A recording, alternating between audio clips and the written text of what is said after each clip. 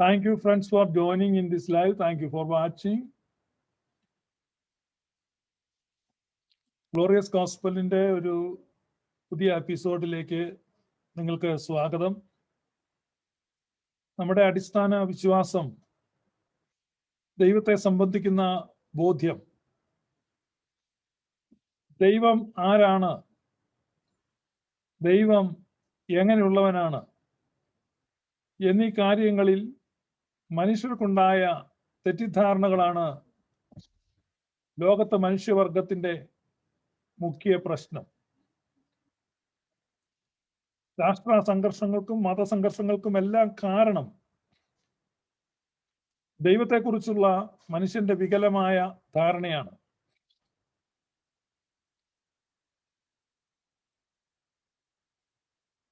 ദൈവിക ത്രിയേകത്വത്തെക്കുറിച്ച്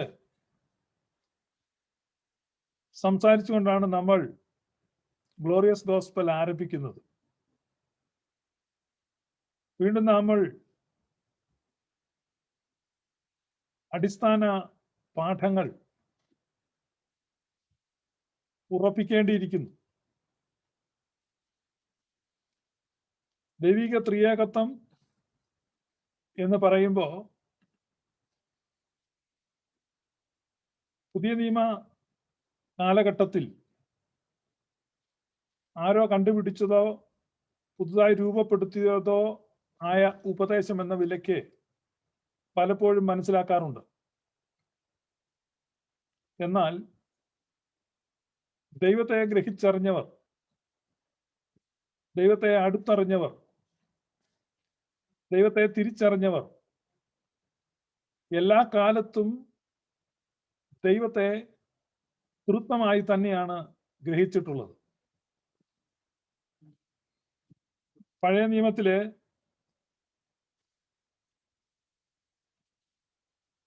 ദൈവത്തെ ഏറ്റവും അടുത്ത് പരിചയപ്പെടുന്ന പല വ്യക്തികളെ നമുക്ക് പഴയ നിയമത്തിൽ കാണാം.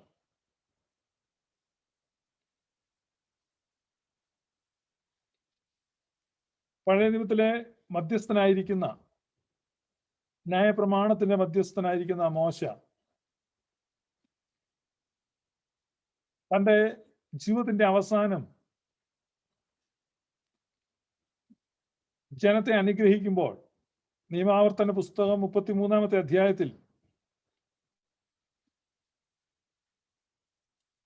ജനത്തെ അനുഗ്രഹിക്കുകയാണ് മോശ. വിടവാങ്ങൽ സന്ദേശം നൽകുകയാണ്. ദൈവത്തെക്കുറിച്ച് ആ ഫൈനൽ ബെനഡിക്ഷൻ നടത്തുമ്പോൾ മോശ പറയുകയാണ്, നിയമാവർത്തനം 33-ന്റെ 2-ാമത്തെ വാക്യമാണ്, യഹോവ സീനായിൽ നിന്ന് വന്നു, അവർക്ക് സേയീരിൽ നിന്ന് ഉദിച്ചു, പാരാൻ പർവ്വതത്തിൽ നിന്ന് വിളങ്ങി.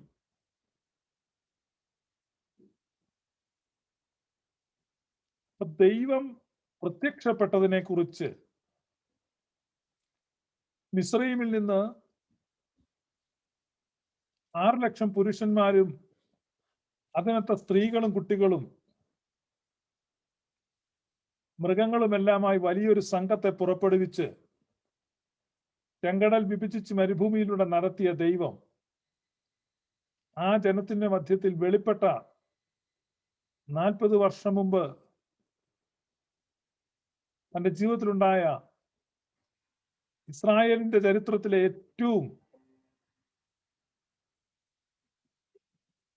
മാഞ്ഞു പോകാത്ത ആ വലിയ സ്മരണയെ തന്റെ മരണത്തിന്റെ തൊട്ടു മുമ്പ് മോശ അനുസ്മരിക്കുകയാണ്.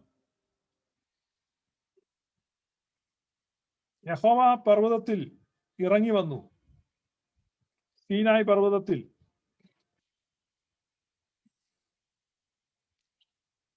ഇതാണ് നമ്മൾ മനസ്സിലാക്കുന്നത്. എന്നാൽ മോശ വിശദീകരിക്കുകയാണ്, യഹോവ സീനായിൽ നിന്ന് വന്നു, സേയീരിൽ നിന്ന് ഉദിച്ചു, പാരാനിൽ നിന്ന് വിളങ്ങി. Yahweh, the Father, came from Sinai, and the sun dawned over them from Seir. and the Spirit shone forth from Paran. പിതാവായ ദൈവം സീനായിലും പുത്രൻ തമ്പുരാൻ സേയിരിലും പരിശുദ്ധ റൂഹ പാരാനിലും നിന്നു. ഇസ്രായേൽ മക്കളുടെ അരികിലേക്ക് കാഹള ശബ്ദം, ഇടിമുഴക്കം, ഭൂകമ്പം, മേഘതമസ്, കൂരിരുട്ട്, മിന്നൽ പ്രകാശങ്ങൾ, ഭൂതസഞ്ചയം എന്നിങ്ങനെ ദൈവം ഇറങ്ങി വന്നപ്പോ ഇസ്രായേൽ ക്യാമ്പിൽ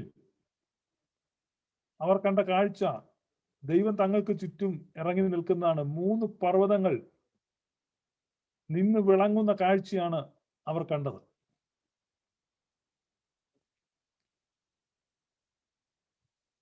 പിതാവ് സീനായിൽ നിന്ന് വന്നു, പുത്രൻ സേയിരിൽ ഉദിച്ചു,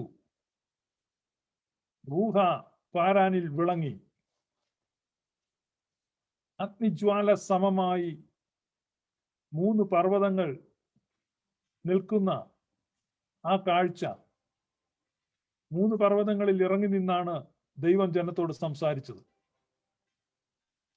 ആ വാക്കുകൾ കേട്ട് ഭ്രമിച്ച 3 പർവ്വതങ്ങൾ തങ്ങൾക്ക് ചുറ്റും നിന്ന് വിളങ്ങുന്ന ഭ്രമിപ്പിക്കുന്ന ശബ്ദവും കാഴ്ചയും ഇസ്രായേൽ മക്കളെ കൊണ്ട് പറയിപ്പിച്ചു, തങ്ങളോട് ഇനി ഒരു വാക്കും പറയരുതേ, നീ മോശയോട് പറയൂ, മോശയിൽ നിന്ന് ഞങ്ങൾ കേട്ടു.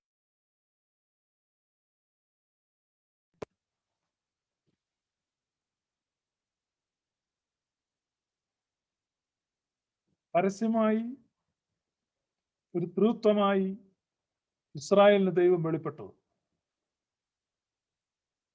ഇന്ന് പല ആളുകളും വിശ്വസിക്കുകയും കരുതുകയും ചെയ്യുന്നത് പോലെ ഒറ്റയ്ക്കൊരു ദൈവമേകനാകുന്നു എന്നൊക്കെയുള്ള വാക്യങ്ങൾ എത്രയോ തവണ തർജിമ ചെയ്യപ്പെട്ടും തിരുത്തപ്പെട്ടും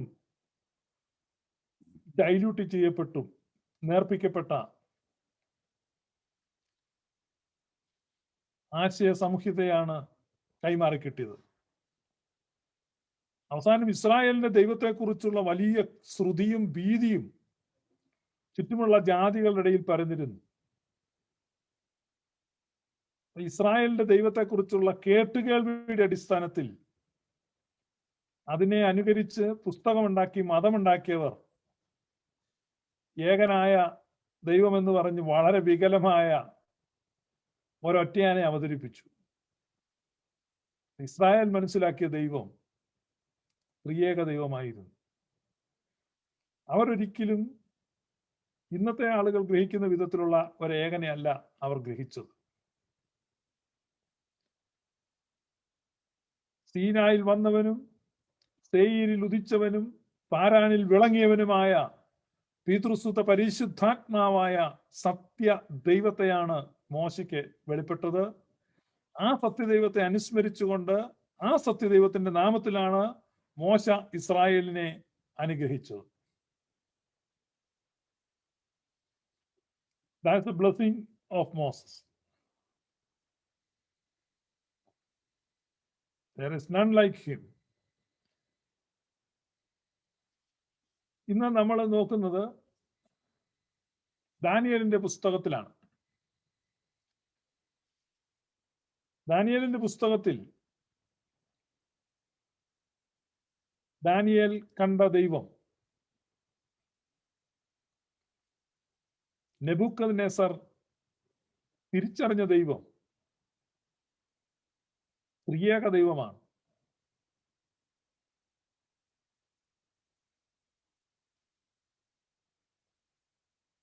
സെപ്റ്റ്വജിന്റ് ആവിർഭവിക്കുന്നതിന് മുമ്പ് എബ്രായ ബൈബിൾ നമ്മൾ പരിശോധിക്കുമ്പോൾ സാധാരണയായി തൃത്വ സംവാദങ്ങളിൽ എലോഹീം എന്ന വാക്ക് നമുക്ക് പരിചയമുണ്ട്. കഴിഞ്ഞ നാളുകളിലെ ചർച്ചകളിലൊക്കെ പലരും അത് ധാരാളമായി പരാമർശിക്കുകയും വിമർശിക്കുകയും വിശകലനം ചെയ്യുകയും ഒക്കെ ചെയ്താണ് എലോഹീം എന്ന ആ പ്ലൂറാലിറ്റി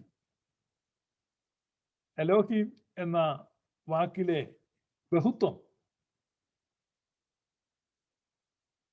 അത് ഒരു തരത്തിൽ അവർ ചവിട്ടി ഒതുക്കുവാൻ ഒക്കെ പരിശ്രമിക്കുമ്പോൾ നിങ്ങൾ മനസ്സിലാക്കേണ്ടത് എലോഹീം എന്ന ഒരു വാക്ക് മാത്രമല്ല, മറിച്ച്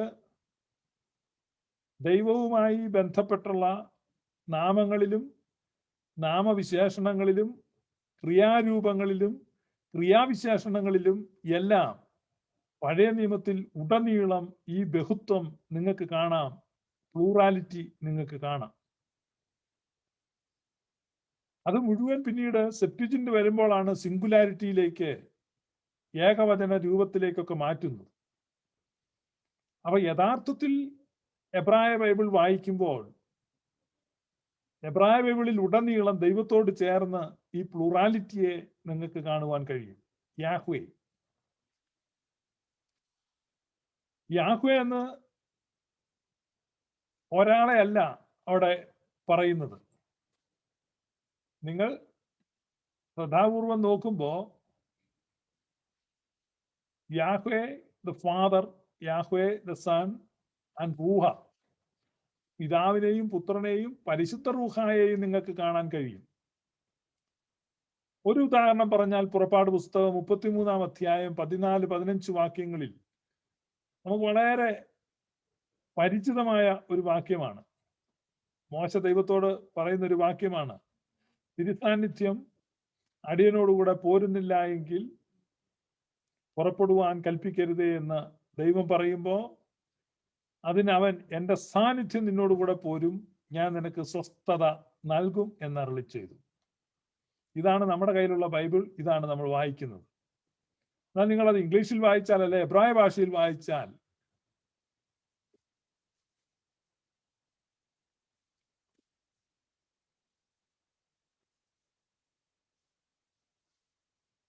നമ്മൾ മനസ്സിലാക്കുന്നത് അവിടെ പ്ലൂറലായിട്ടാണ് അവിടെ അത് കാണുന്നത്.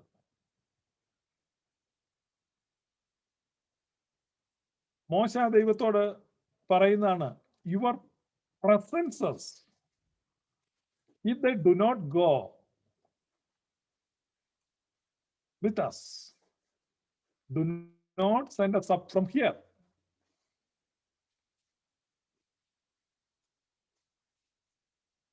If your presences, നിന്റെ സാന്നിധ്യം എന്ന ഏകവചനമല്ല, നിന്റെ സാന്നിധ്യങ്ങൾ എന്ന ബഹുവചനമാണ് മോശ പ്ലീഡ് ചെയ്യുന്നത്.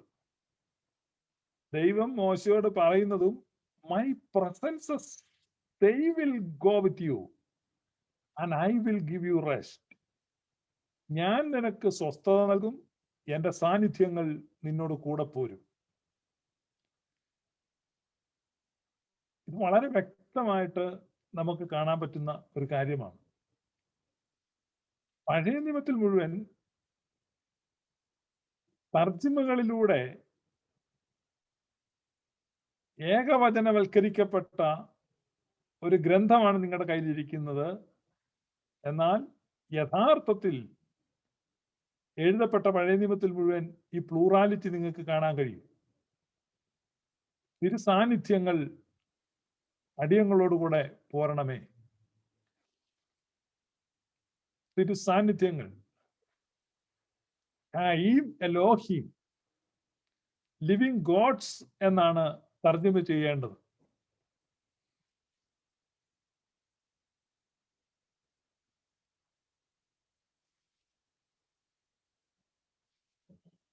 എലോഹീം എന്നാണ് ദൈവത്തെക്കുറിച്ച് പറയുന്നത്. യഥാർത്ഥത്തിൽ അത് തർജ്ജമ ചെയ്താൽ ഓൾ ദ ഗോഡ്സ് എന്ന് വേണം തർജ്ജമ ചെയ്യാൻ. This is the blessing that Moses the man of all the gods. പക്ഷെ നമ്മുടെ ബൈബിളിൽ വന്നിരിക്കും മോസസ് മാൻ ഓഫ് ഗോഡ് എന്നാണ്, ദൈവപുരുഷനായ മോശ. ഒറിജിനൽ എബ്രായ ഭാഷയിൽ എഴുതിയിരിക്കുന്നത് എല്ലാ ദൈവങ്ങളുടെയും പുരുഷനായ മോശ, ഓൾ ദ ഗോഡ്സ്.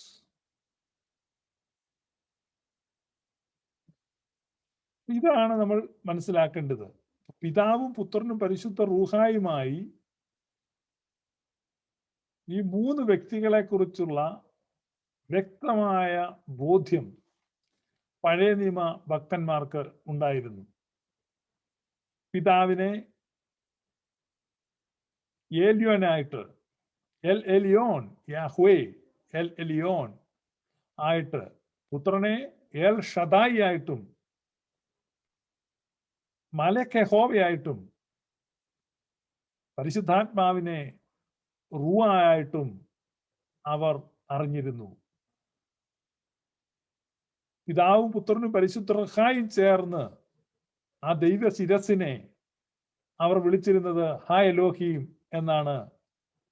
ആക്ഷരികമായി അതിനെ പരിഭാഷപ്പെടുത്തിയാൽ ഓൾ ദ ഗോഡ്സ് എന്ന് വേണം പരിഭാഷപ്പെടുത്തുവാൻ. പിതാവും പുത്രനും പരിശുദ്ധ റൂഹായും. അങ്ങനെ തന്നെയാണ് എബ്രായ ബൈബിളിൽ കാണുന്നത്. ഈ സത്യമാണ് പലപ്പോഴും തെറ്റിദ്ധാരണയുടെ പേരിൽ പലരും മറച്ചു വെച്ചിട്ടുള്ളത്. തങ്ങൾ ബഹുദൈവ വിശ്വാസികളെന്ന് മുദ്ര കുത്തപ്പെടുമോ എന്നൊക്കെയുള്ള ഭീതിയിൽ ഏകദൈവ വിശ്വാസം എന്ന് പറഞ്ഞാൽ ഏകനായ ഒരു ദൈവത്തിലുള്ള വിശ്വാസമാണെന്ന് തെറ്റിദ്ധരിച്ചതുകൊണ്ട് അത്തരത്തിൽ പല പിടിവാശികളിൽപ്പെട്ടും തെറ്റിദ്ധാരണയിൽപ്പെട്ടും ഈ സത്യം പറയുവാൻ വിസ്മരിക്കപ്പെട്ടു. നിങ്ങൾക്ക് തന്നെ പരിശോധിച്ച് നോക്കാവുന്നതാണ്. നമ്മൾ ദാനിയേലിന്റെ പുസ്തകത്തിലേക്ക് നമ്മൾ നോക്കുകയാണ്. ദാനിയേലിന്റെ പുസ്തകത്തിൽ നമ്മൾ നോക്കുമ്പോൾ നെബൂഖദ്നേസർ ദൈവത്തെ തിരിച്ചറിയുന്നതായിട്ട് നമ്മൾ ദാനിയേലിന്റെ പുസ്തകം 4-ാമത്തെ അധ്യായത്തിൽ നമുക്ക് കാണാൻ പറ്റും. നല്ലൊരു കത്ത് ദൈവത്തെ തിരിച്ചറിഞ്ഞിട്ട് എഴുതുകയാണ്. നെബൂഖദ്നേസർ ഈ കത്ത് എഴുതുന്നതിന് ഒരു പശ്ചാത്തലമുണ്ട്. നെബൂഖദ്നേസറിന് ഒരു സ്വപ്നം ഉണ്ടാവുകയാണ്. നിങ്ങൾക്ക് ആ കഥയെ അറിയാം നല്ലപോലെ. നെബൂഖദ്നേസർ ഒരു സ്വപ്നം കാണുന്നു എന്ന് മാത്രമല്ല, നേരം വെളുത്തപ്പോൾ ഒരു സ്വപ്നം കണ്ടു എന്നുള്ളതല്ലാതെ സ്വപ്നം താൻ ഓർക്കുന്നില്ല. അങ്ങനെ തന്റെ ദേശത്തുള്ള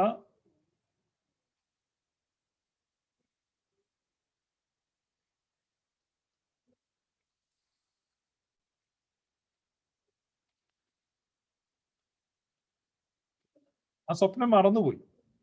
സ്വപ്നം എന്താണെന്ന് ഓർക്കുന്നില്ല.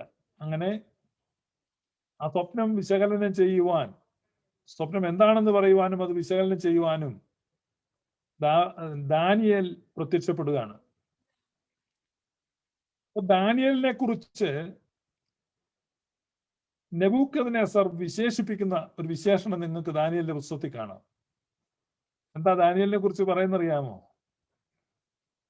വിശുദ്ധ ദേവന്മാരുടെ ആത്മാവുള്ളവൻ. അപ്പൊ നമ്മൾ ഒറ്റയടിക്ക് വായിക്കുമ്പോൾ നമ്മൾ ചിന്തിക്കും, തന്റെ ബഹുദൈവ ആരാധനാ പരിചയത്തിൽ നിന്ന്, ബഹുദൈവ ആരാധനയുടെ പരിസരങ്ങളിൽ വളർന്നു വന്നിട്ടുള്ള നെബൂഖദ്നേസർ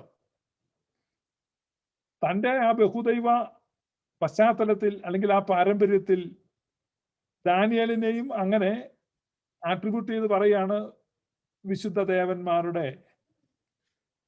ആത്മാവുള്ള പുരുഷൻ. എന്നാൽ സത്യത്തിൽ അതല്ല, മറിച്ച് ദാനിയേല് ഏതൊരു ദൈവത്തെ പ്രതിനിധാനം ചെയ്ത്, ഏതൊരു ദൈവത്താൽ അഭിഷിക്തനായി, ഏതൊരു ദൈവത്താൽ നിയുക്തനായി നിൽക്കുന്നു എന്ന് വ്യക്തമായ ബോധ്യത്തിലാണ് നെബൂഖദ്നേസർ പ്രസ്താവിക്കുന്നത്. വിശുദ്ധ ദേവന്മാരുടെ എന്ന നെബൂഖദ്നേസർ പ്രയോഗിക്കുന്ന പ്രയോഗം വ്യക്തമായ ബോധ്യത്തിലാണ്. പിതാവും പുത്രനും പരിശുദ്ധ റൂഹായുമായ, പിതാവായ ദൈവത്തിന്റെയും പുത്രനായ ദൈവത്തിന്റെയും പരിശുദ്ധ റൂഹയായ ദൈവത്തിന്റെയും ആത്മാവ്. അതുകൊണ്ടാണ് വിശുദ്ധ ദേവന്മാരുടെ ആത്മാവ് എന്ന് നെബൂഖദ്നേസർ പറയുന്നത്. ഇസ്രായേലിന്റെ ദൈവത്തെ അനുകരിച്ച് ചുറ്റുമുള്ള ജാതികൾ പലപ്പോഴും ദൈവത്തെ ആരാധിച്ചിട്ടുണ്ട്. അതുകൊണ്ടാണ് പലപ്പോഴും നിങ്ങൾ ഈ യുക്തിവാദികളൊക്കെ ആരോപിക്കുന്നത് പോലെ ഈ തൃത്വം പാഗനാണ്, പ്രാകൃതമാണ്, തൃത്വത്തിന്റെ പല വകഭേദങ്ങൾ പുരാതന മതങ്ങളിൽ കാണാം എന്നൊക്കെ പറയുന്നത്. ഇസ്രായേലിന്റെ ദൈവത്തിന്റെ ഈ തൃത്വ രഹസ്യം അവർക്ക് വെളിപ്പെട്ടില്ല. അതുകൊണ്ട് ദൈവത്തെ ആരാധിക്കുമ്പോൾ എങ്ങനെ ആരാധിക്കണമെന്ന് അവർക്ക് അറിഞ്ഞുകൂടാ. ഈ പഴയ കാലത്ത് ഇപ്പൊ ഒരു ഉദാഹരണം പറഞ്ഞ 2 രാജാക്കന്മാർ 18 അധ്യായത്തിൽ ഞാനൊരു ഉദാഹരണം കാണിക്കാം. 2 രാജാക്കന്മാർ 17 അധ്യായം അതിന്റെ 25 വാക്യം. അവർ അവിടെ പാർപ്പാൻ തുടങ്ങിയപ്പോൾ യഹോവയെ ഭജിച്ചില്ല. അതുകൊണ്ട് യഹോവ അവരുടെ ഇടയിൽ സിംഹങ്ങളെ അയച്ചു, അവരിൽ ചിലരെ കൊന്നുകളഞ്ഞു. അപ്പോൾ അവർ അശൂർ രാജാവിനെ അറിയിച്ചത്, നീ കുടി നീക്കി ശമരിയ പട്ടണങ്ങളിൽ പാർപ്പിച്ച ജാതികൾ ആ ദേശത്തിലെ ദൈവത്തിന്റെ മാർഗം അറിയായതുകൊണ്ട് അവൻ അവരുടെ ഇടയിൽ സിംഹങ്ങളെ അയച്ചു. അതിന് അശൂർ രാജാവ്, നിങ്ങൾ അവിടെ നിന്ന് കൊണ്ടുവന്ന പുരോഹിതന്മാരിൽ ഒരുത്തനെ അവിടേക്ക് കൊണ്ടുപോകുകയും അവർ ചെന്ന് അവിടെ പാർക്കുകയും അവർ ആ ദേശത്തെ ദൈവത്തിന്റെ മാർഗം അവരെ ഉപദേശിക്കുകയും ചെയ്യട്ടെ എന്ന് കൽപ്പിച്ചു. അങ്ങനെ അവർ ശമരിയിൽ കൊണ്ടുപോയിരുന്ന പുരോഹിതന്മാരിൽ ഒരുത്തൻ വന്ന് ബഥേലിൽ പാർത്തു. യഹോവയെ ഭജിക്കേണ്ടുന്ന വിധം അവർക്ക് ഉപദേശിച്ചു കൊടുത്തു.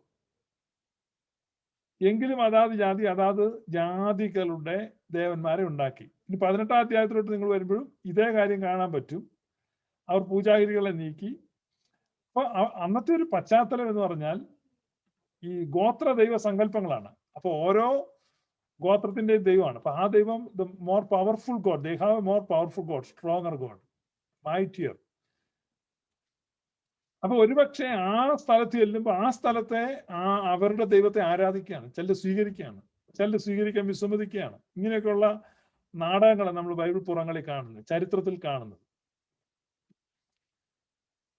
അപ്പോ ശക്തമായ വലിയവനായ ഉന്നതനായ ഈ ദൈവം, അപ്പൊ ആ ദൈവത്തെ അനുകരിച്ച് ആരാധിക്കുക, അല്ലെങ്കിൽ അവരിൽ നിന്ന് കേട്ടറിഞ്ഞ് ആരാധിക്കുക, അങ്ങനെയുള്ള പതിവുകളൊക്കെ ഉണ്ടായിരുന്നു. അതുകൊണ്ടാണ് പലപ്പോഴും ഈ പുരാതന മതങ്ങളിൽ ഈ ത്രിത്വത്തിന്റെ മാതൃകകൾ വന്നത്. ഈ ത്രിത്വത്തിന്റെ മാതൃക ഇസ്രായേലിന്റെ രഹസ്യമായിരുന്ന ദൈവം, ഇസ്രായേലിന്റെ അഭിമാനമായിരുന്ന ആ ദൈവം, ആ ദൈവത്തെ എങ്ങനെ, how can we worship him, നമുക്ക് എങ്ങനെ ആ ദൈവത്തെ ആരാധിക്കാൻ പറ്റും? നമുക്ക് എങ്ങനെ ആ ദൈവത്തിന്റെ പ്രീതിക്ക് പാത്രീഭൂതരായി തീരാൻ പറ്റും? അപ്പൊ ആ പരിശ്രമത്തിന്റെ ഭാഗമായിട്ടാണ് ഈ ഏൻഷ്യൻ ട്രയാഡ്സ് മുഴുവൻ രൂപപ്പെട്ടത്. അല്ലാതെ ഈ ഏൻഷ്യൻ ട്രയാഡ്സിനെ അനുകരിച്ച് ക്രിസ്ത്യാനികൾ തൃത്വം ഉണ്ടാക്കിയതല്ല. ഈ തൃത്വം യഥാർത്ഥത്തിൽ രഹസ്യമായിരുന്നു, ഇസ്രായേൽ രഹസ്യമായിരുന്നു. അത് മോശയ്ക്കാവട്ടെ, യെസക്കിയേലിനാവട്ടെ, ദാനിയേലിനാവട്ടെ, ഇവർക്കൊക്കെ വെളിപ്പെട്ടത് തൃത്വമായ ദൈവം തന്നെയാണ്. അവർ ഗ്രഹിച്ചതും തിരിച്ചറിഞ്ഞതും ആരാധിച്ചതും അനുഗ്രഹിച്ചതും ഒക്കെ ആ തൃത്വത്തിന്റെ നാമത്തിൽ. നിങ്ങൾ സംഖ്യയുടെ പുസ്തകത്തില് ആ ബെനഡിക്ഷൻ നോക്കണം. ആ ബെനഡിക്ഷൻ ട്രിനിറ്റേറിയൻ ബെനഡിക്ഷൻ ആണ്. It's not a unitarian benediction. It was not at all. കാരണം മോശ തിരിച്ചറിഞ്ഞത്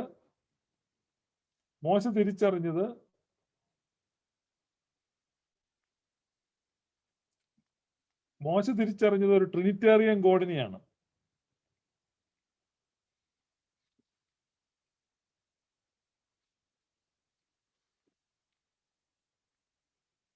അല്ലാതെ ഒരു ഏകനായ ഒരു ദൈവത്തെ അല്ല മോശ തിരിച്ചറിഞ്ഞത്.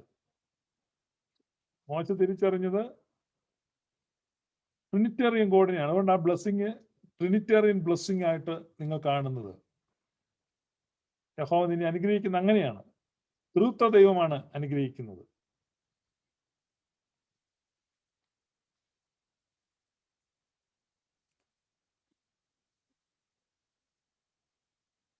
എങ്ങനെയാണ് അനുഗ്രഹം? സംഖ്യയുടെ പുസ്തകത്തിൽ നിങ്ങൾക്ക് കാണാൻ പറ്റും, 6-ാമത്തെ അധ്യായത്തിൽ.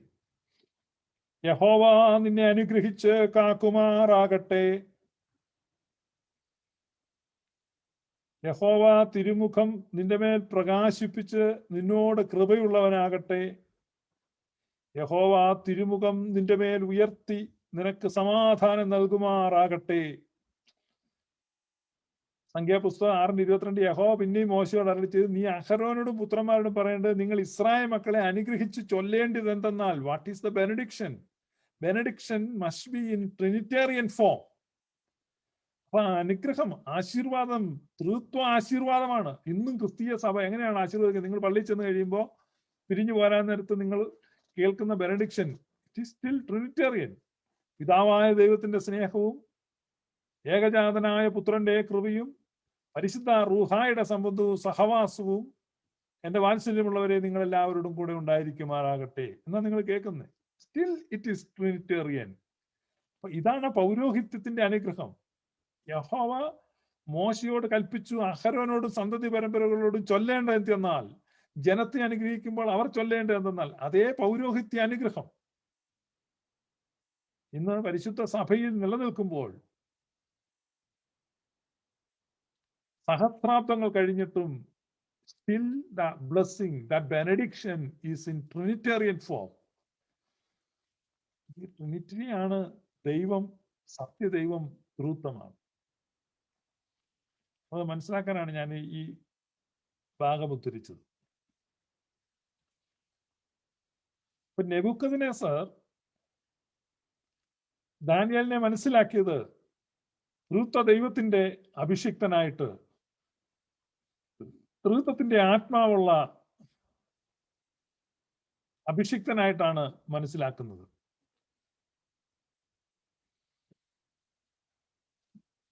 ദാനിയേല് തന്റെ സ്വപ്നവും അതിനുള്ള വ്യാഖ്യാനവും പറയുന്ന കണ്ടപ്പോൾ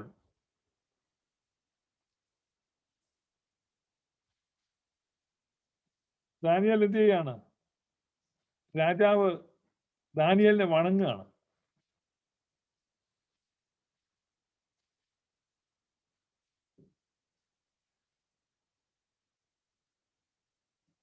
നിങ്ങൾ ദാനിയേലിന്റെ പുസ്തകം 2-ാമത്തെ അധ്യായം, ദാനിയേലിന്റെ പുസ്തകം 2-ാമത്തെ അധ്യായം നോക്കുക. അതിന്റെ അവസാന ഭാഗത്താകുമ്പോഴേക്കും ദാനിയേൽ സ്വപ്നം വ്യാഖ്യാനിക്കുകയാണ്. 2:46.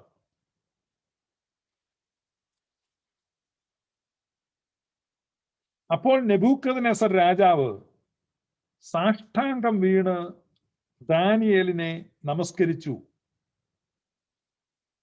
അവൻ ഒരു വഴിപാടും സൗരഭ്യവാസനയും അർപ്പിക്കണമെന്ന് കൽപ്പിച്ചു. രാജാവ് ദാനിയേലിനോട്, നീ രഹസ്യം വെളിപ്പെടുത്തുവാൻ പ്രാപ്തനായതുകൊണ്ട് നിങ്ങളുടെ ദൈവം ദൈവാദിദൈവവും രാജാതിരാജാവും രഹസ്യങ്ങളെ വെളിപ്പെടുത്തുന്നവനുമാകുന്നു സത്യം എന്ന് കൽപ്പിച്ചു. ദൈവാദിദൈവം, the Trinitarian understanding of Nebuchadnezzar. Nebuchadnezzar പറയാണ്, ദാനിയേൽ നിന്റെ ദൈവം. Still it was your God. For Nebuchadnezzar it was not his God. Nebuchadnezzar പറയുന്നില്ല മൈ ഗോഡ് എന്ന്, അവർ ഗോഡ് എന്ന്, your God. Daniel, your God, the Lord of Lords, ദൈവാദിദൈവം. നമ്മുടെ തർജ്ജിമയാണ്. എന്താണ് ദൈവാദിദൈവം? ദൈവങ്ങളുടെ ദൈവം. There are so many gods. രാജാക്കന്മാരുടെ രാജാവ് എന്ന് പറഞ്ഞാൽ ഭൂമിയിൽ ഒരുപാട് രാജാക്കന്മാരുണ്ട്, അവരുടെ എല്ലാം രാജാവായിട്ട് നമ്മുടെ കോൺസെപ്റ്റാണ്. പക്ഷെ യഥാർത്ഥത്തിൽ അവർ മനസ്സിലാക്കിയത് ആ ഒരർത്ഥത്തിൽ അത് ശരിയാണ്. Is king of kings, is not only king of kings, is king of every one. രാജാക്കന്മാരുടെ മാത്രം രാജാവാണോ ദൈവം? നമ്മുടെ രാജാവല്ലേ? യെസ്. പക്ഷേ ദ ലോർഡ് ഓഫ് ലോർഡ്സ് എന്ന് പറഞ്ഞാൽ എന്താണ്? റിംഗ് ഓഫ് ഗോൾഡ് എന്ന് പറഞ്ഞാൽ എന്താണ്? സ്വർണം കൊണ്ടുള്ള ഒരു മോതിരം. ദ ഹീപ്പ് ഓഫ് മാംഗോസ്, മാങ്ങകളുള്ള ഒരു കൂന.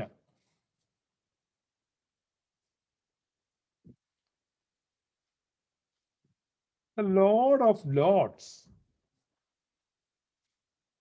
കർത്താക്കന്മാരെ കൊണ്ട് ഉള്ള ഒരു കർത്താവ്. ഒരു കർത്താവുണ്ട്. എങ്ങനെയാണ് കർത്താവ് ഉണ്ടായിരിക്കുന്നത്? കർത്താക്കന്മാരെ കൊണ്ടുണ്ടായിരിക്കുന്ന കർത്താവ്. God of God's. ഗോഡ് ഉണ്ട്. എങ്ങനെയാണ് ആ ഗോഡ് ഉണ്ടായിരിക്കുന്നത്? ഗോഡ്സിനെ കൊണ്ടുള്ള ഒരു ഗോഡാണ്. God of gods, a god constituted by gods. Who are those gods? Who are those lords? Who are those kings? ആരൊക്കെയാണ് ഈ രാജാക്കന്മാർ? ആരൊക്കെയാണ് ഈ കർത്താക്കന്മാർ? ആരൊക്കെയാണ് ഈ ദൈവങ്ങൾ? ദൈവാദി ദൈവം എന്ന് പറയുമ്പോൾ, കർത്താദി കർത്താവ് എന്ന് പറയുമ്പോൾ, രാജാദി രാജാവ് എന്ന് പറയുമ്പോൾ, ഹു ഈസ് ദാറ്റ്? പിതാവും പുത്രനും പരിശുദ്ധ റൂഹായും. God of gods, the God, the Trinity, Ha Elohim, all the gods, Ha Elohim. Old ടെസ്റ്റമെന്റിൽ വെളിപ്പെട്ട ഹാ എലോഹീമിനെയാണ് ഇവിടെ നെബൂഖദ്നേസർ ഗോഡ് ഓഫ് ഗോഡ്സ് എന്ന് പറയുന്നു.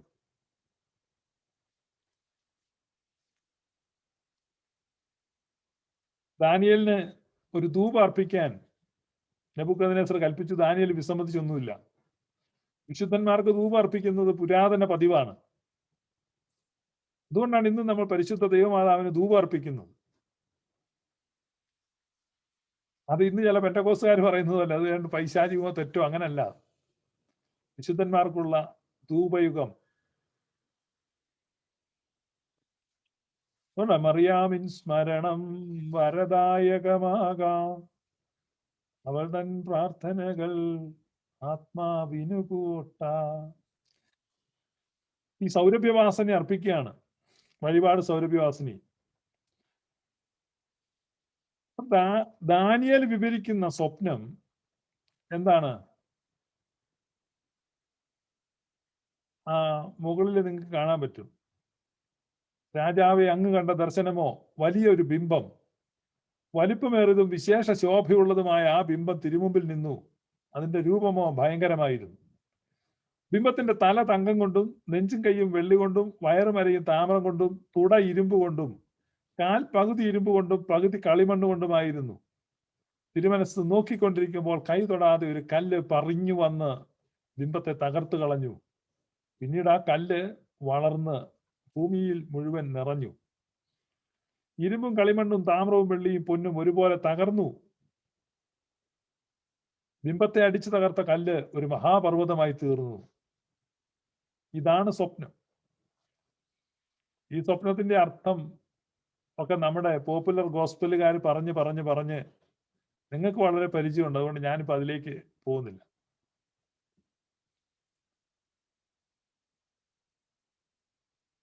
ഈ ബിംബത്തിന്റെ ശിരസ് സ്വർണം.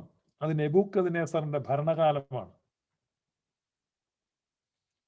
പിന്നീട് അതിനേക്കാൾ നിലവാരം കുറഞ്ഞൊരു ഭരണമാണ് വരുന്നത്, വെള്ളിയാണ്.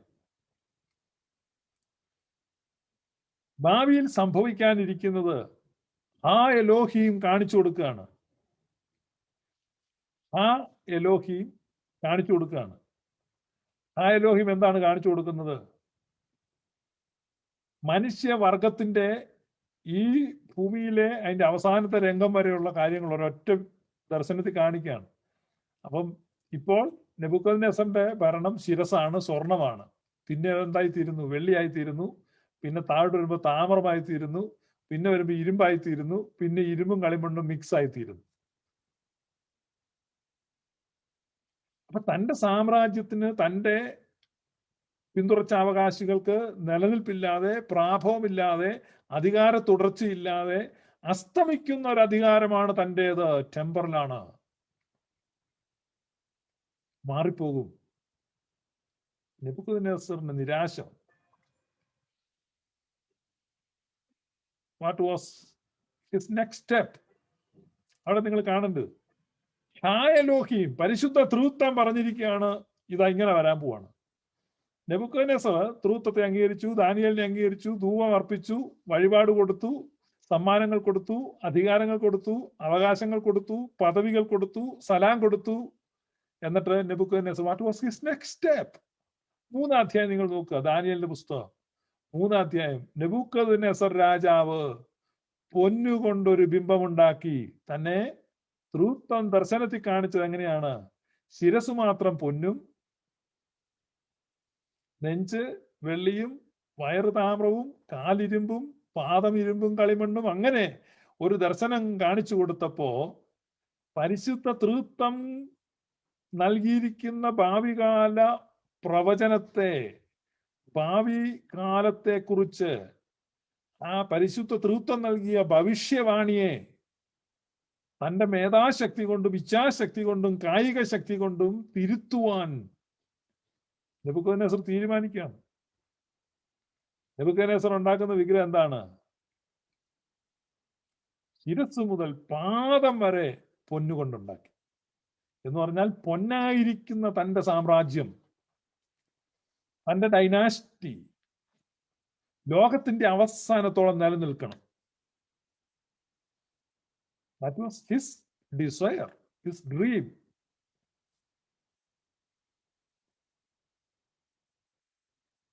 ഇത് ഒരു വിഗ്രഹമൊന്നുമല്ല. നിങ്ങൾ പലപ്പോഴും ചിന്തിക്കുന്ന പോലെ ഈ നെബൂഖദ്നേസർ തന്റെ വിഗ്രഹമൊന്നുമല്ല ഉണ്ടാക്കിയത്. ഒത്തിരി പേര് വിഗ്രഹാരാധനയ്ക്ക് വേണ്ടി പ്രേരിപ്പിച്ചത് കൊണ്ടാണ്. നോ, അവിടെ വിഗ്രഹം ഉണ്ടാക്കിയതല്ല പ്രശ്നം. ഒരുപാട് ആളുകൾ അങ്ങനെയൊക്കെയാ ഈ മനസ്സിലാക്കുന്നത്. എന്റെ ഒറിജിനൽ എബ്രായ വാക്ക് പഠിക്കുമ്പോൾ അവിടെ ആരാധിക്കാനൊന്നും നിർബന്ധിച്ചൊന്നുമില്ല. തർജ്ജിമയിൽ പിന്നെ ആരാധിച്ചു എന്നൊക്കെ വന്നിരിക്കുന്നത്. അങ്ങനെയല്ല എഴുതിയിരിക്കുന്നത്. ആ ബിംബം ഉണ്ടാക്കിയത് തനിക്ക് ദൈവം കൊടുത്ത ദർശനത്തെ, ആ പ്രവചനത്തെ തിരുത്തുകയാണ്. ഇങ്ങനെയല്ല എന്ന് പറഞ്ഞാൽ ദൈവീക വചനത്തെ, ദൈവീക സത്യത്തെ, ദൈവീക അരുളപ്പാടുകളെ വികലമായി മനസ്സിലാക്കുക, അല്ലെ തെറ്റായി മനസ്സിലാക്കുക, അല്ലെങ്കിൽ അത് യഥാർത്ഥത്തിലായിരിക്കുന്ന രീതിയിൽ മനസ്സിലാക്കുന്ന വിസമ്മതിക്കുകയാണ്. Refuse to accept it as it is. നെബൂഖദ്നേസറിന്റെ ബിംബം. ദൈവം ആരാണ്? ദൈവം സ്നേഹമാകുന്നു. ഇവിടെ ഗ്ലോറിയസ് ഗോസ്പലിൽ എന്ന് പറയാണ് ദൈവം സ്നേഹമാകുന്നു. അതിനോട് വിഘടിക്കുന്നവർ, വിസമ്മതിക്കുന്നവർ, വിയോജിക്കുന്നവർ, അവർ നെബൂഖദ്നേസർ ഉണ്ടാക്കിയതുപോലെ ദൈവിക കാര്യപരിപാടികളോടും ദൈവിക സത്തയോടും വിയോജിപ്പ് പ്രകടിപ്പിച്ചുകൊണ്ട് ബിംബങ്ങളെ ഉയർത്തുകയാണ്. ഈ ബിംബം എന്താണെന്ന് നിങ്ങൾ മനസ്സിലാക്കാൻ ഞാൻ ഈ പറയുന്നത്. ഞാൻ ഇങ്ങനെയാണ് എന്ന് ദൈവം പറയുകയാണ്. വളരെ കൃത്യമായിട്ട് നമ്മൾ ഇവിടെ പഠിപ്പിച്ചുകൊണ്ടിരിക്കുമ്പോൾ അതിനെതിരായിട്ട് എന്ത് ചെയ്യാണ്? നിങ്ങൾ സമഭൂമികളിൽ ബിംബങ്ങളെ ഉയർത്തുന്നു. ദൈവം പറയുകയാണ്, ഇതാണ് എന്റെ കാര്യപരിപാടി. പരിശുദ്ധ തൃത്വം ദാനിയേലിലൂടെ പറയുന്നു, തിരുമനസ്സേ ശിരസ് സ്വർണം, നെഞ്ചുംകൂട് വെള്ളി, വയറ് താമ്രം, കാലിരുമ്പ്, പാദമിരുമ്പും കളിമണ്ണുമായി.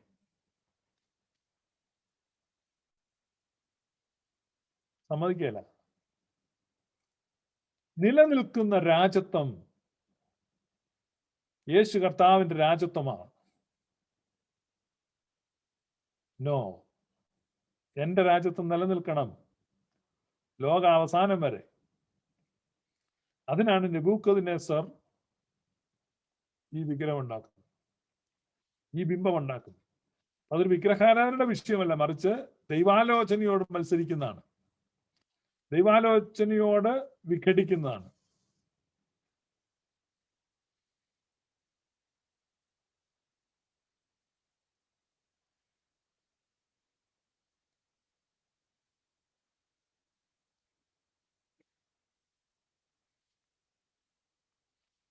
അത് സമഭൂമിയിൽ കൊണ്ടാണ് ഈ ബിംബത്തെ ഉയർത്തി വെച്ചത്. കാരണം യഹോവ പർവ്വതദേവനാണെന്നുള്ള ഒരു ധാരണയുണ്ട്. അതൊക്കെ നിങ്ങൾ ബൈബിളിന്റെ പറഞ്ഞത്, അത് മറ്റൊരു ദിവസം ഞാൻ വിശദീകരിക്കാം. ദൈവത്തെക്കുറിച്ചുള്ള വിവിധ അല്ലെങ്കിൽ യഹോവയെക്കുറിച്ചുള്ള വിവിധ ജാതികളുടെ കാഴ്ചപ്പാടുകൾ വളരെ രസകരമാണ്. അപ്പൊ ആ ഓരോ ജാതികളും എങ്ങനെ, how they viewed Yahweh God എന്നുള്ളത് നിങ്ങൾ പഠിക്കുമ്പോഴാണ് ഈ ബൈബിളിൽ എഴുതിയിരിക്കുന്ന പല കാര്യങ്ങളും മനസ്സിലാകുന്നു. Actually Yahweh was considered as a mountain god. Mountain ഗോഡ്സിന്റെ പ്രത്യേകതയൊക്കെയാണ്. അപ്പൊ ഇവിടെ ഈ ദർശനത്തിനെതിരായി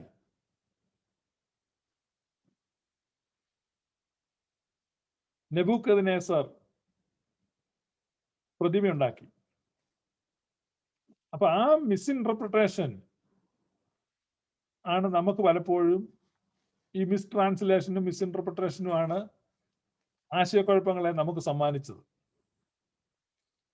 കാരണം ദാനിയേലിന്റെ പുസ്തകം 6-ാം അധ്യായത്തില് ദാനിയേലിനെ സിംഹക്കുഴി ഇടുന്ന ഒരു സന്ദർഭം വിവരിക്കുന്നുണ്ട്. അതുമായിട്ട് ഇതിനെ മിക്സ് ചെയ്ത് പലപ്പോഴും വായിക്കുന്നുണ്ട്.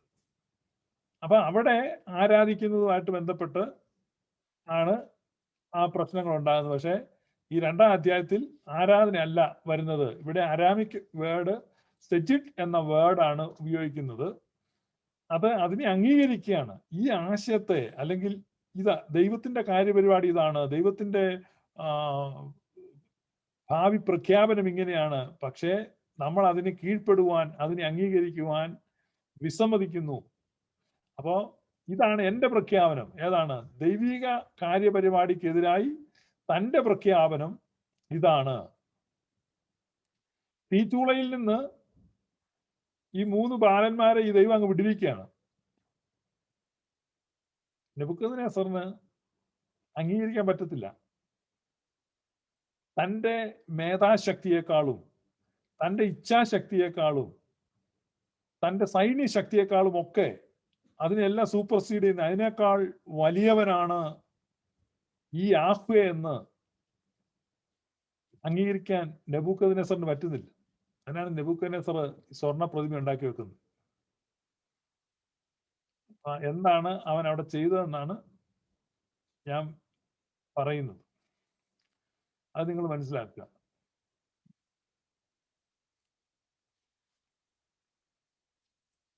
നിങ്ങൾ അവിടെ നമ്മളിനി നോക്കുകയാണ് ദാനിയേലിന്റെ പുസ്തകം 2-ാം അധ്യായത്തില്. അപ്പൊ അവിടെയാണ് നിങ്ങളിത് കാണുന്നത്.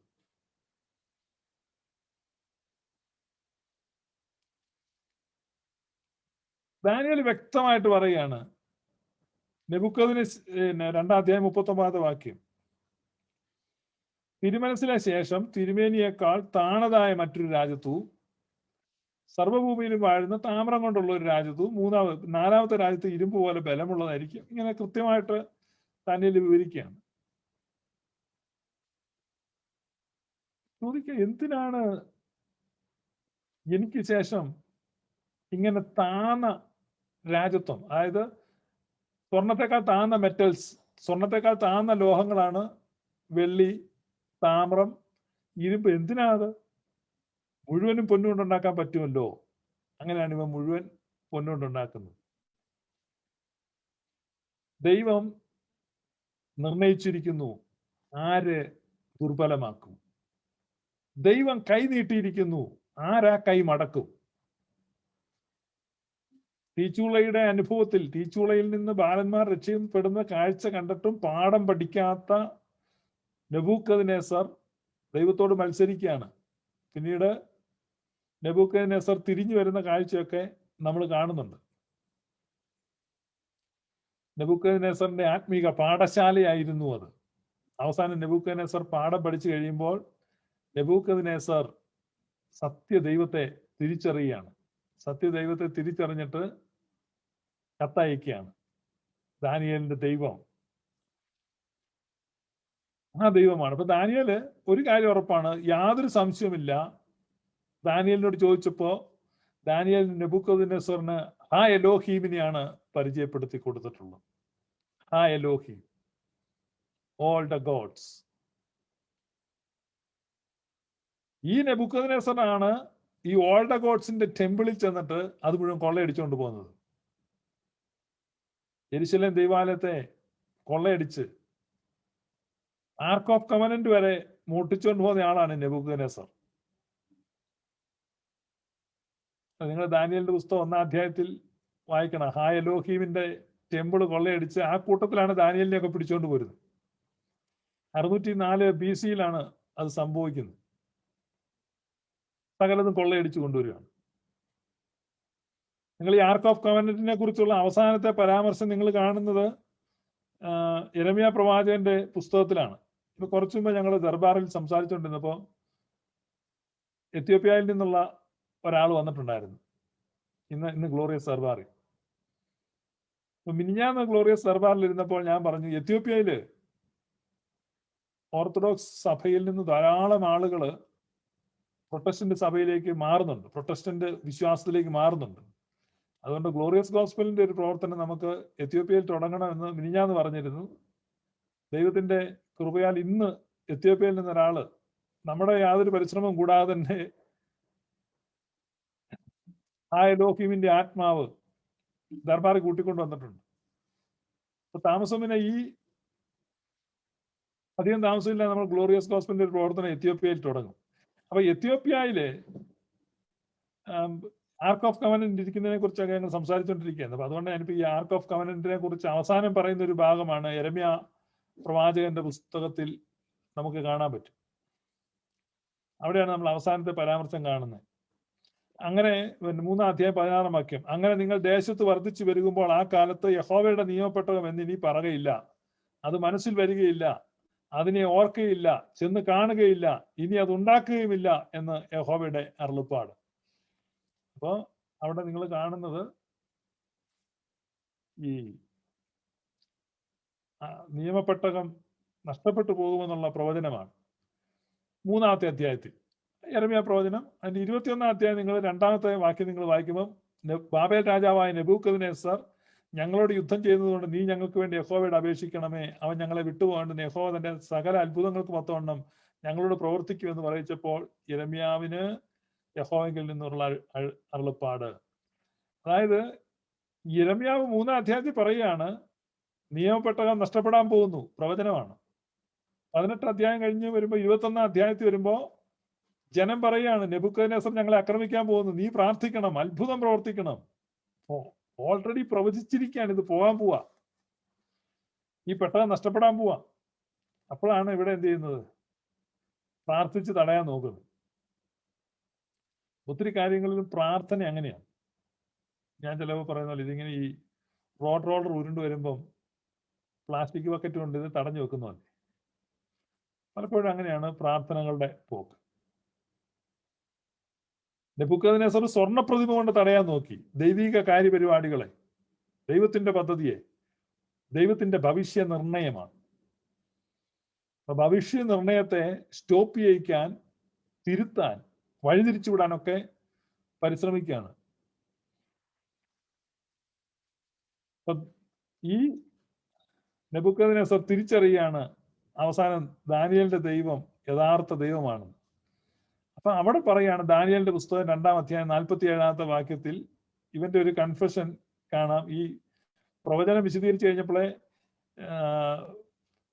ഇവൻ പറയുന്നുണ്ട് നിങ്ങളുടെ ദൈവം കർത്താവും ദൈവാദി ദൈവവുമാണ്. പക്ഷെ എന്നിട്ട് അത് തിരുത്താൻ വേണ്ടിയുള്ള പരിശ്രമമാണ് ആ പ്രതിമ ഉണ്ടാക്കി അവൻ ചെയ്യുന്നത്. നമ്മൾ ആ നെബൂഖദ്നേസറിന്റെ ആ പ്രയോഗത്തെ കുറിച്ചാണ് പറയുന്നത്. ഇത് നിങ്ങൾ പഴയ നിയമത്തിൽ പലയിടത്തും നിങ്ങൾക്ക് കാണാം. ഇപ്പോ നിയമാവർത്തന പുസ്തകം 10-ാം അധ്യായം 17-ാമത്തെ വാക്യത്തിൽ കാണാം, ഹോശിയായുടെ പുസ്തകത്തിൽ നിങ്ങൾക്ക് കാണാം, സങ്കീർത്തനം 50-ൽ കാണാം, ഇപ്പൊ ദാനിയേലിന്റെ പുസ്തകത്തിന്റെ 11-ാം അധ്യായത്തിൽ നിങ്ങൾക്ക് കാണാം, 36-ാം വാക്യത്തിൽ, ഒരുപാട് സ്ഥലത്ത് കാണാം. പിന്നെ പുതിയ നിയമത്തിലാണ് നിങ്ങൾക്ക് തിമോത്തിയോസിന്റെ 1 തിമോത്തി 6:5 കാണാം, വെളിപ്പാട് 17-14 കാണാം, 19-16 കാണാം, യെശയ്യാ 26:13, ഇങ്ങനെ ഒത്തിരി സ്ഥലങ്ങളിൽ നിങ്ങൾക്ക് ഈ പ്രയോഗം കാണാം. ഇനി എപ്പോഴൊക്കെ ഈ ലോർഡ് ഓഫ് ലോർഡ്സ് എന്ന് കാണുമ്പോൾ നിങ്ങൾ മനസ്സിലാക്കി ഇറ്റ്സ് ട്രിനിറ്ററിയൻ ഗോഡ്, ഹാ എലോഹിമിനെ കുറിച്ചാണ് പറയുന്നത്. അപ്പോ ഇതാണ് ആ തിരിച്ചറിവ്, നെബൂഖദ്നേസറിനുണ്ടായ ആ തിരിച്ചറിവ്. ഇനി അതിന്റെ 3-ാമത്തെ അധ്യായം 28-ാമത്തെ വാക്യത്തിൽ നെബൂഖദ്നേസർ തീച്ചൂളയിൽ നിന്ന് 3 ബാലന്മാർ രക്ഷപ്പെട്ടു കഴിഞ്ഞപ്പോൾ അടുത്ത പ്രഖ്യാപനം നടത്തുകയാണ്. 3:28. അപ്പോൾ നെബൂഖദ്നേസർ കൽപ്പിച്ചത്, ശദ്രക്കിന്റെയും മേശക്കിന്റെയും അബേദ്നെഗോവിന്റെയും ദൈവം വാഴ്ത്തപ്പെട്ടവൻ, തങ്ങൾ ആശ്രയിക്കുകയും സ്വന്തം ദൈവത്തെ അല്ലാതെ വേറൊരു ദൈവത്തെയും സേവിക്കുകയോ നമസ്കരിക്കുകയോ ചെയ്യാതിരിക്കത്തക്കവണ്ണം രാജകൽപ്പന പോലും മറുത്ത് തങ്ങളുടെ ദേഹത്തെ ഏൽപ്പിച്ചു കൊടുക്കുകയും ചെയ്ത തന്റെ ദാസന്മാരെ അവൻ സ്വന്തം ദൂതനെ അയച്ച് വിടുവിച്ചിരിക്കുന്നുവല്ലോ. നിങ്ങൾ ആ നെബൂഖദ്നേസർ എന്ന വ്യക്തിയെ പഠിക്കണം. എത്ര ദൈവിക ഇടപെടലുകൾ സീക്വൻസ് ആയിട്ട് വരികയാണ്. ഓരോ പ്രാവശ്യവും കൺഫസ് ചെയ്തിട്ട് വീണ്ടും എന്ത് ചെയ്യാണ്? റിബല്യസ് നേച്ചറിലോട്ട് പോവാണ്. അതിനെ എതിർക്കുക, സ്വന്തം ഹിതം നടപ്പാക്കാൻ, നിറവേറ്റാൻ പരിശ്രമിക്കുക. ഇതാണ് സ്പിരിച്വാലിറ്റിയുടെ ഫസ്റ്റ് പ്രിൻസിപ്പിൾ. അതുകൊണ്ടാണ് യേശു കർത്താവ് പ്രാർത്ഥിക്കാൻ പഠിപ്പിച്ചപ്പോ, സ്വർഗസ്ഥനായ ഞങ്ങളുടെ പിതാവേ, അങ്ങയുടെ നാമം പൂജിതമാകണമേ, പിന്നെ ഞങ്ങളുടെ രാജ്യം പറഞ്ഞേ, അങ്ങയുടെ ഇഷ്ടം, അങ്ങയുടെ ഹിതം, it's not my will but you thy will. ഇതാണ് സ്പിരിച്വാലിറ്റിയുടെ ബോട്ടം ലൈൻ.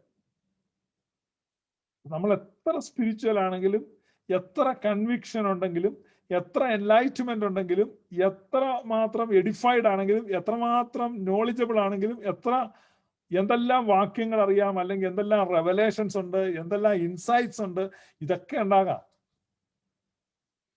പക്ഷെ നമ്മുടെ ഹിതം ദൈവഹിതത്തിന് വിധേയപ്പെടുത്തുന്നില്ലെങ്കിൽ, നമ്മൾ പൗലോസ്ലീഹായുടെ ഉപദേശമാണ് റോമർ 12:1, നിങ്ങൾ ഈ ലോകത്തിന് അനുരൂപരാകാതെ ബുദ്ധിയുള്ള ആരാധനയായി നിങ്ങളുടെ ശരീരങ്ങളെ ജീവനും വിശുദ്ധിയുമുള്ള യാഗമായി സമർപ്പിക്കുക.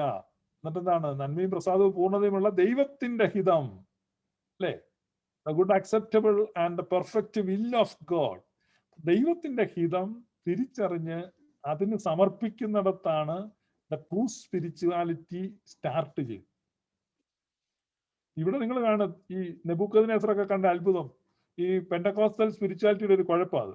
അവരെപ്പോഴും പാടുന്നുണ്ട് ഇങ്ങനെ, തീച്ചുളയിൽ നിന്ന് വിടുവിക്കുന്നു, അല്ലെ അവിടുന്ന് വിടുവിക്കുന്നു, ഇവിടുന്ന് വിടുവിക്കുന്നു, അത് ചെയ്യുന്നു, ഇത് ചെയ്യുന്നു, ഒരു വാക്ക് കേൾപ്പിച്ചാൽ മതി, മാങ്ങാത്തൊലി മതി, പിന്നെ ചക്കച്ചുള മതി, ഇങ്ങനത്തെ അതെല്ലാം ഫേക്ക് സ്യൂഡോ സ്പിരിച്വാലിറ്റിയാണ്. കാരണം ഇങ്ങനത്തെ അത്ഭുതങ്ങൾ നിരയായിട്ട് ഇപ്പം വെളിപ്പാട് കാണുകയാണ്. താൻ കണ്ട സ്വപ്നം മറന്നുപോയി, ആ സ്വപ്നം എന്താണെന്നും ആ സ്വപ്നത്തിന്റെ അർത്ഥം എന്താണെന്നും ഒരാൾ വന്ന് പറയുക, പ്രവചനമാണ്. പെന്തക്കോസ്തുകാരുടെ ഇതിനാ മീറ്റിംഗ് കണ്ടല്ലേ, നിങ്ങൾ ഇട്ടിരിക്കുന്ന ഷർട്ടിന്റെ നിറം ഇതാണ്, നിന്റെ വീടിന്റെ രൂപം ഇതാണ്, നിന്റെ വീടിന്റെ പുറകെ നിൽക്കുന്ന ഒരു കോമാങ്ങയാണ്, അതിന്റെ ഇടതുവശത്ത് നിൽക്കുന്ന തെങ്ങിന്റെ മണ്ട ഇടിവെട്ടിപ്പോയതാണ്. ഓ ഗ്ലോറി, ഹാലലി. നെബൂഖദ്നേസറിനെ സംബന്ധിച്ച് ഇത്തരത്തിലുള്ള എല്ലാ എക്സ്പീരിയൻസും ഉണ്ട്. 7 മടങ്ങ് ചൂട് കൂട്ടിയ തീച്ചുളയിൽ നിന്നും 3 പേര് രോമം പോലും കരിയാതെ ഇറങ്ങി വരുന്ന കാഴ്ച കാണുകയാണ്. അത്ഭുതം. Oh glory. അപ്പൊ ഇങ്ങനെയുള്ള പ്രവചനങ്ങൾ കേൾക്കുന്നതിലോ, ജ്ഞാനം ഗ്രഹിക്കുന്നതിലോ, അത്ഭുതങ്ങൾ കാണുന്നതിലോ അല്ല, മറിച്ച് ദൈവഹിതത്തിന് കീഴ്പ്പെടുന്നതിലാണ് സ്പിരിച്വാലിറ്റി. അവിടെയാണ് ട്രൂ സ്പിരിച്വാലിറ്റി ആരംഭിക്കുന്നത്.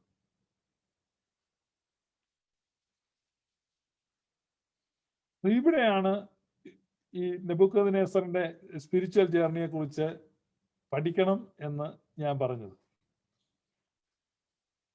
നമ്മൾ ദാനിയേൽ പുസ്തകം 4:8 വായിക്കണം. ബേൽശസ്സർ എന്ന് പേരുള്ള ദാനിയേൽ, വിശുദ്ധ ദേവന്മാരുടെ ആത്മാവുള്ളവനായ ദാനിയേൽ എന്റെ മുമ്പിൽ വന്നു. വിശുദ്ധ ദേവന്മാരുടെ ആത്മാവുള്ള ദാനിയേൽ. ഒരുപാട് തിരിച്ചറിവുകളുണ്ട് നെബൂഖദ്നേസറിന്റെ. അപ്പൊ അവിടെ നിങ്ങൾ മുന്നോട്ട് പോയി കഴിയുമ്പോ നെബൂഖദ്നേസറിന് ശേഷം പിന്നീട് ബേൽശസ്സർ വരികയാണ്. ബേൽശസ്സർ വന്നിട്ട് എന്ത് ചെയ്യാണ്? അടുത്ത അധ്യായത്തിൽ നെബൂഖദ്നേസർ ഹായലോഹീമിന്റെ ആലയത്തിൽ നിന്ന് കൊണ്ടുവച്ച പാത്രങ്ങളിൽ കുടിക്കാൻ ബേൽശസ്സർ വീഞ്ഞു കുടിച്ച് രസിച്ചിരിക്കുമ്പോൾ തന്റെ അപ്പനായ നെബൂഖദ്നേസർ യെരുശലേമിലെ മന്ദിരത്തിൽ നിന്ന് എടുത്തുകൊണ്ട് വന്നിരുന്ന പൊൻവെള്ളി പാത്രങ്ങളെ രാജാവും മഹത്തുക്കളും അവന്റെ ഭാര്യമാരും വെപ്പാട്ടികളും അവയിൽ കുടിക്കേണ്ടതിനായി കൊണ്ടുവരുവാൻ കൽപ്പിച്ചു. അങ്ങനെ യഹോവയ്ക്ക് വിശുദ്ധം എന്ന് രേഖപ്പെടുത്തിയിരിക്കുന്ന പാത്രങ്ങൾ എടുത്തുകൊണ്ടുവന്ന് അവയിൽ അവർ കുടിക്കാൻ ആരംഭിച്ചു. തൽക്ഷണം മനുഷ്യന്റെ കൈവിരലുകൾ പുറപ്പെട്ട് വിളക്കിന് നേരെ രാജധാനിയുടെ ചുവരിന്റെ വെള്ളമേൽ എഴുതിയ കൈപ്പത്തി രാജാവ് കണ്ടു. ആഭിചാരകന്മാരെയും വെളിപ്പാടുകാരെയും ഒക്കെ കൊണ്ടുവന്നതിന്റെ അർത്ഥം പറയാൻ പറഞ്ഞു. പക്ഷേ ആർക്കും അത് വായിക്കാൻ, അർത്ഥം പറയുവാൻ കഴിഞ്ഞില്ല. 11-ാമത്തെ വാക്യം, വിശുദ്ധ ദേവന്മാരുടെ ആത്മാവുള്ള ഒരു പുരുഷൻ തിരുമനസിലെ രാജ്യത്തുണ്ട്. അങ്ങയുടെ അപ്പന്റെ കാലത്ത് പ്രകാശവും ബുദ്ധിയും ദേവന്മാരുടെ ജ്ഞാനം പോലെയുള്ള ജ്ഞാനവും അവനിൽ കണ്ടിരുന്നു. Belshazzar, bring him here. അർത്ഥം പറയാൻ വിളിച്ചോണ്ട് വരികയാണ്.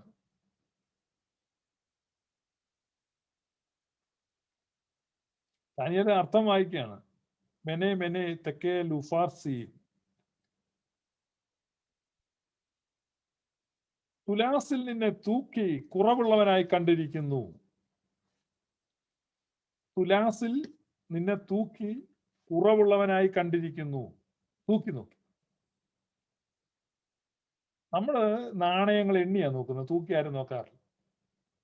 പുരാതന കാലത്ത് നാണയങ്ങൾ തൂക്കി നോക്കും. പല രാജ്യത്തെ നാണയങ്ങളാണ്.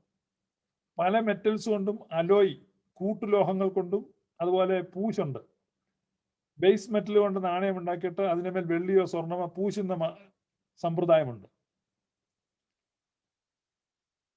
പിന്നെ നാണയങ്ങൾ തേഞ്ഞു പോകുന്ന പരിപാടിയുണ്ട്. അതുകൊണ്ട് നാണയങ്ങൾ തൂക്കും.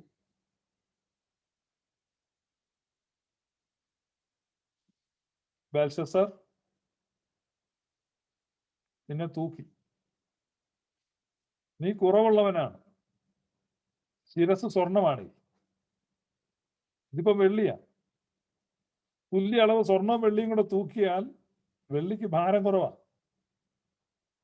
ആ തട്ട് പൊങ്ങി നിൽക്കും. ഡിക്ലിനേഷനാണ്. നിന്റെ അപ്പൻ ഹായലോഹീമിന്റെ ആലയം കൊള്ളയടിച്ച് പാത്രങ്ങൾ ഇവിടെ കൊണ്ടുവച്ചു. നീ ഇപ്പോൾ ആ പാത്രങ്ങളിൽ കുടിക്കാൻ ശ്രമിക്കുന്നു, പക്ഷേ നീ അതിന് താഴെയാണ്. ദൈവത്തിന്റെ പദ്ധതിയാണ് നടക്കാൻ പോകുന്നത്. നിന്റെ അപ്പന്റെ സ്വർണ്ണപ്രതിമയുണ്ടല്ലോ, അത് നടക്കത്തില്ല.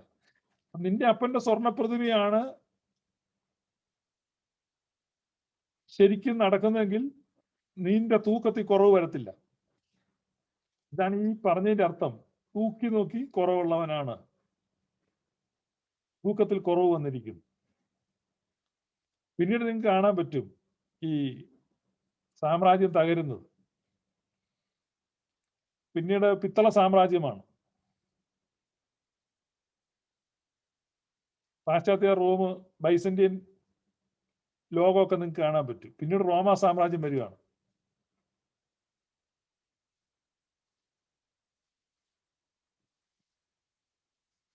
പൗരസ്ത്യ ഇസ്ലാമിക ലോകത്തിന് ബ്രോൺസിന് ഷോർട്ടേജ് ആയിരുന്നു. പുരാതന റോമാ സാമ്രാജ്യത്തിലെ താമ്ര പ്രതിമകളെല്ലാം തന്നെ ഉരുക്കപ്പെട്ടു. താമ്രത്തിന്റെ ഷോർട്ടേജ് ഉണ്ട്. ഒരുപാട് പ്രതിമകൾ, മാർബിൾ പ്രതിമകൾ മാത്രം നിലനിർത്തപ്പെട്ടു. അതുകൊണ്ട് പുരാതന റോമിൽ മുഴുവൻ മാർബിൾ പ്രതിമകളായിരുന്നുള്ള ഒരു തെറ്റിദ്ധാരണ ചരിത്രകാരന്മാർ പലരും പറയുന്നുണ്ട്. ബ്രോൺസിന് ക്ഷാമമായിരുന്നു. ഒത്തിരി ചരിത്ര സ്മാരകങ്ങൾ നഷ്ടപ്പെട്ടു.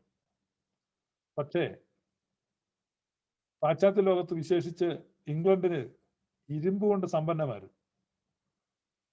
അതിലാണ് ഈ ബ്രിട്ടീഷ് സാമ്രാജ്യമൊക്കെ കയറി വരുന്നത്. റോമൻ സാമ്രാജ്യവും ഇരുമ്പ് കൊണ്ട് ആയുധങ്ങൾ ഉണ്ടാക്കി. കാസ്റ്റ് അയൺ നിർമ്മിക്കുന്നത് എങ്ങനെയാണ്? കളിമണ്ണ് കൊണ്ട് മോൾഡ് ഉണ്ടാക്കും. കളിമണ്ണ് കൊണ്ടുണ്ടാക്കുന്ന മോൾഡിലോട്ട് ഈ കാസ്റ്റ് അയൺ ഉരുക്കി ഒഴിക്കുകയാണ്. ഇരുമ്പും കളിമണ്ണും തമ്മിൽ ചേരത്തില്ല. ആ പ്രതിമയുടെ വിശേഷണത്തിൽ പറയുന്ന അതേ വിശേഷണം കൊണ്ട് തന്നെ ഇവർ ആയുധങ്ങൾ ഉണ്ടാക്കി. കളിമണ്ണ് എന്ത് ചെയ്തു? അതിൽ നിന്ന് മാറുമ്പോൾ ആയുധങ്ങൾ പുറത്തു വന്നു. റോമാ സാമ്രാജ്യം പിന്നീട് എന്തായി? ചെറു ചെറു രാജ്യങ്ങളായിട്ട് വിഭജിക്കപ്പെട്ടു. അതിന് ചുറ്റും കളിമണ്ണ് പോലെ ഒത്താശ രാജ്യങ്ങൾ ഉണ്ടായി, നാട്ടുരാജ്യങ്ങൾ. ആ നാട്ടുരാജ്യങ്ങളുടെ സപ്പോർട്ടോടുകൂടെ അങ്ങനെ ഇരുമ്പ് രാജ്യങ്ങൾ വിഘടിക്കപ്പെട്ടു, കഷണിക്കപ്പെട്ടു. നാണയങ്ങൾ, സ്വർണവും വെള്ളിയും ഒക്കെ അപ്രത്യക്ഷമായി ലോകത്ത്. ഇപ്പോൾ ഏറ്റവും വില കുറഞ്ഞ മെറ്റൽ കൊണ്ടാണ് നാണയങ്ങൾ രൂപപ്പെടുന്നത്. ആ നാണയങ്ങളാണ് ഇന്ന് വിനിമയം ചെയ്യപ്പെടുന്നത്. നിലം തൊടാതെയുള്ള കല്ല് പർവ്വതമായി ഭൂമിയെ നിറഞ്ഞ് ദൈവപുത്രന്റെ വെളിപ്പാടിൽ ആ കോൺഷ്യസ് അവയർനെസ്സിലേക്ക് യഥാർത്ഥ മനുഷ്യൻ എഴുന്നേറ്റ് തന്റെ സാമ്രാജ്യം സ്നേഹത്തിന്റെയും സമാധാനത്തിന്റെയും സ്വാതന്ത്ര്യത്തിന്റെയും സാഹോദര്യത്വത്തിന്റെയും സഹവർത്തിത്വത്തിന്റെയും ആ സാമ്രാജ്യം സ്ഥാപിക്കപ്പെടുന്ന ദിവസങ്ങളിലേക്ക് പോവുകയാണ്.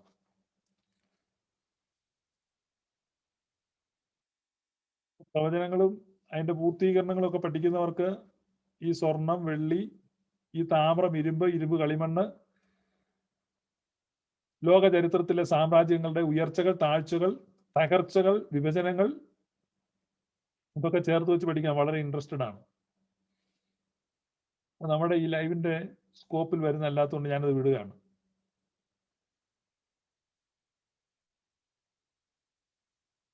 നമുക്കൊരൊറ്റ കാര്യം മാത്രമാണ് ഇന്ന് ചിന്തിക്കുന്നത്. God of gods, Lord of lords, King of kings, Elohi, all the gods. എത്ര മനോഹരമായ റെവലേഷനാണ് അവർക്ക് കിട്ടിയത്. പഴയ നിയമ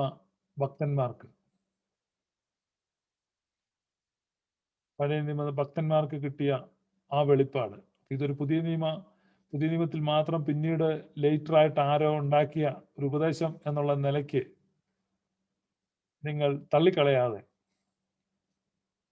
ഇത് പുരാതനമായിട്ട്